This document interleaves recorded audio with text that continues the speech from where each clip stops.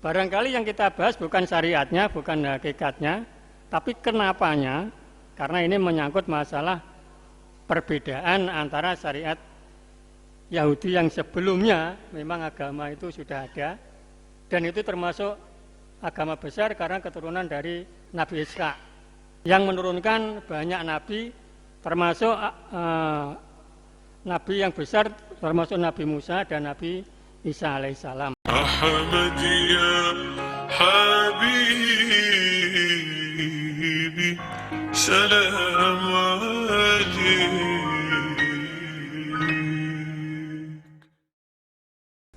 Bab puasa itu sebenarnya rentetan dari perbedaan syariat-syariat kecil dengan kaum atau dengan agama Yahudi. Jadi perbedaan syariat-syariat kecil antara agama Islam dengan agama Yahudi. Termasuk beberapa hari yang lalu kita membahas tentang makanan, tentang hukum qisas, tentang hukum waris, hukum wasiat, dan lain sebagainya, termasuk nanti puasa. Sebenarnya intinya makanan itu semua halal. Di Yahudi, agama Yahudi ada beberapa yang memang larangannya lebih banyak maksudnya. Jadi banyak sekali hal-hal yang dilarang.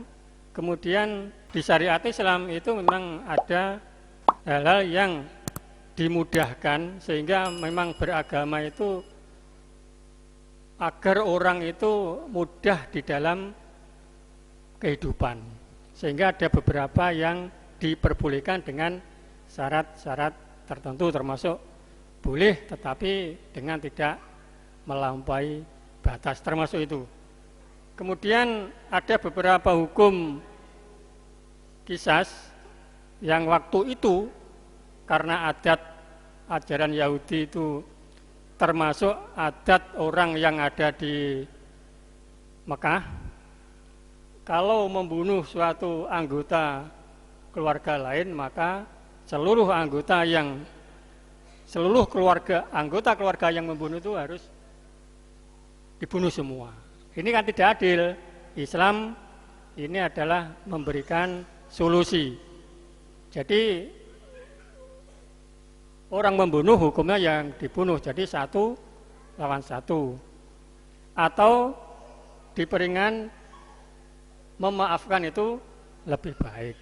Nah, berarti kan syariat itu dimudahkan agar orang bisa menjalankan dengan keikhlasannya. Termasuk juga masalah hukum wasiat, hukum waris, dan lain sebagainya yang beberapa waktu yang lalu kita bahas bersama dengan panjang lebar. Nah, kemudian ini masuk pada masalah puasa.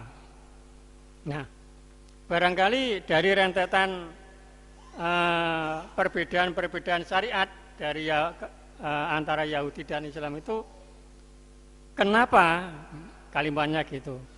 Kenapa harus puasa? Yang di situ puasanya umat Islam selama 30 hari yang dimulai dari terbitnya fajar sampai terbenamnya matahari. Tapi kita pernah mendengarkan bahwa syariat Yahudi itu puasanya 40 hari. Berarti ada perbedaan syariat tentang puasa. Barangkali yang kita bahas bukan syariatnya, bukan hakikatnya, tapi kenapanya, karena ini menyangkut masalah perbedaan antara syariat Yahudi yang sebelumnya memang agama itu sudah ada, dan itu termasuk agama besar karena keturunan dari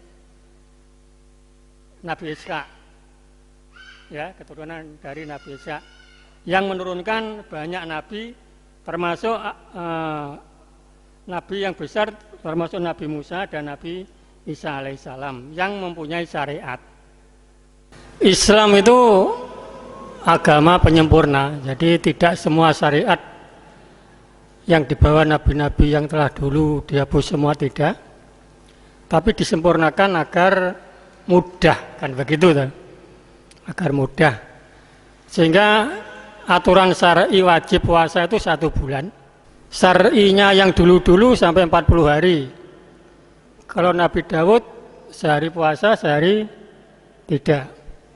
Barangkali itu yang memberatkan sehingga syar'i yang dibawa Nabi Muhammad, syariatnya itu dipermudah agar pengikutnya itu bisa mudah dan nyaman untuk menjalankannya, sehingga tujuan daripada ittaqullah, takwa pada Allah itu tercapai.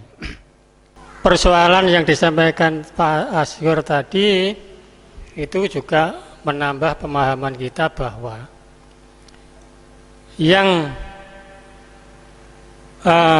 dilakukan wajib, syariat wajib itu umat Islam 40, puasanya 1 bulan. Ketika ada orang yang puasa 40 hari, iya betul, 40 hari, atau ketika ada orang yang berpuasa sehari puasa, sehari tidak, kan mereka tidak melakukan syariat wajib, karena ada tujuan, ada sebab. Itu salah satu syariat puasa. Tadi disampaikan Mas Asgur masih ada beberapa syariat yang memang syariatnya para nabi. Jadi kalau nabi-nabi yang berikutnya itu kan menyempurnakan, istilahnya membenahi lah. Karena barangkali ketika itu budayanya memang belum mumpuni, belum nyampe. Sehingga Nabi Isa sering disampaikan Pak Muhsin, banyak yang gimana Pak Muhsin itu? Tidak kuat menanggungnya, tidak mampu menanggungnya. Jadi disempurnakan syariatnya sampai Nabi Muhammad SAW yang sifatnya universal.